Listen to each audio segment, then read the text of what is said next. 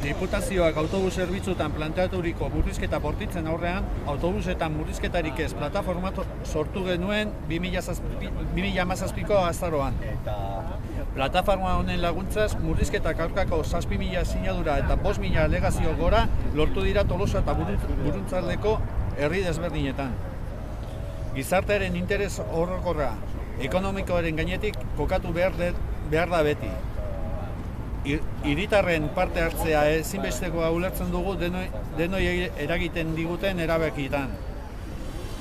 Diputazioak jardunetako modu honen atzean eredu neoliberal basatia dago, zeinek zerbitzu publikoa suntsitu nahi dituen ekonomia pribatuari ahalik eta ate gehien irekiz. Guk oso garbi daukagu zerbitzu publikoen suntsipenen aurrean eskubide sozialen defentsan jardun dugu. Aldundiak bere jardunean duen moral bikoitza salatu beharra ikusten dugu.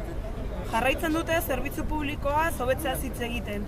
Onura ekonomikoan oinarrituz horrelako murrizketa neurriak hartzen dituzten bitartean. Gutxinaka sistema publikoa suntsituz eta herritarrak zein langileak kaleratzen dituzten bitartean.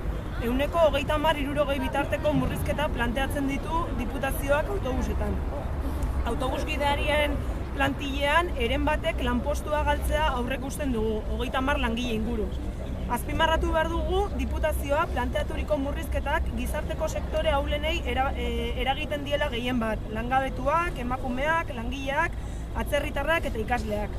Herritarrok aukera izan behar dugu guri eragiten digun sistema publikoan inguruko erabakietan parte hartzeko. Horregatik, Gipuzkoako mugikortasun saileko buru duen Marisol Garmendia eta bere taldekidei berriro ere autobus zerbitzutako langile zein erabiltzaileen izenean eskaera luzatu nahi diogu adostasunerako eta guztiontzat kalte gutxien sortzen dituen erabaki batera iristeko helburuarekin. Negoziazio mahai bat ireki dezaten.